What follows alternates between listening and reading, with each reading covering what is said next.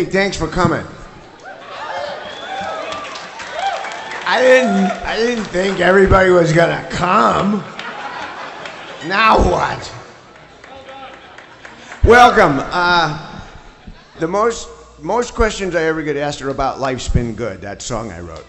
And I'm tired of them. So once and for all, I wanted to explain them to you, and will you please go tell everybody you know? So there's a room in my head where I have all these bits and pieces, and when it's time to write a song, I take them and put them on a table like a jigsaw puzzle and see what fits. So that's what I did. So I had this one idea that I thought was pretty cool, and it goes like this.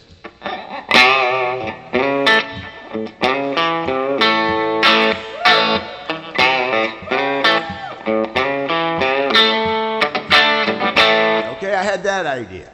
So I thought, well, that's a good beginning. That gets me, there. But then I had no idea what to do. So I had this other thing from that was going to be this other song that has nothing to do with the beginning. And that goes like this.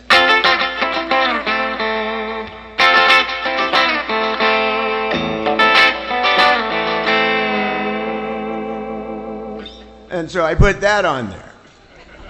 Because it worked.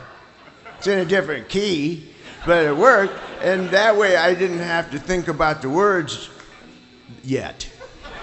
I just had more of the song, right? So then, now what do I do for the words? I had this other idea that for reggae, like from listening to Bob Marley too much. That was...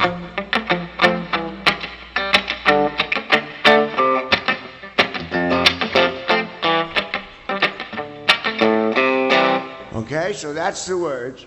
I have a mansion, forget the price. Now that, ain't never been there to tell me that's nice. Between Hotel California and the long run, we were full on. We were either recording or touring, and sometimes both. We didn't take a break or nothing, and I was home maybe 2 months one of the years. We all were. We just lived wherever we woke up. So I did have this really nice place in Santa Barbara, but I never was there. It was like going home was like kind of going to La Costa or something, Anyway, I live in hotels, tear out the walls, that's true. And I have accountants pay for it all. One of the most terrifying things that ever happened to me was that Keith Moon decided he liked me.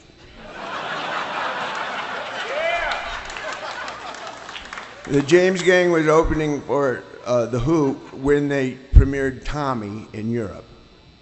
And Keith decided that he and I were going to stay up till the tour was over.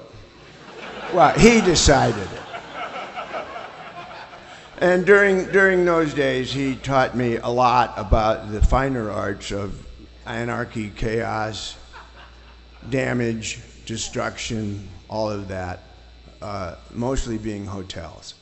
One thing that he taught me was he took me to this hardware store in England, and we got a bunch of this stuff. He wouldn't tell me what, but lawn fertilizer and charcoal and stuff.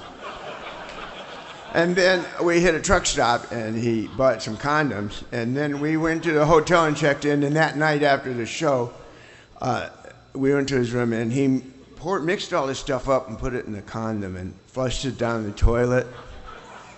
And it went down like 2 floors and blew some guy's toilet out of his wall. And I was impressed, I tell you. We're on to something here.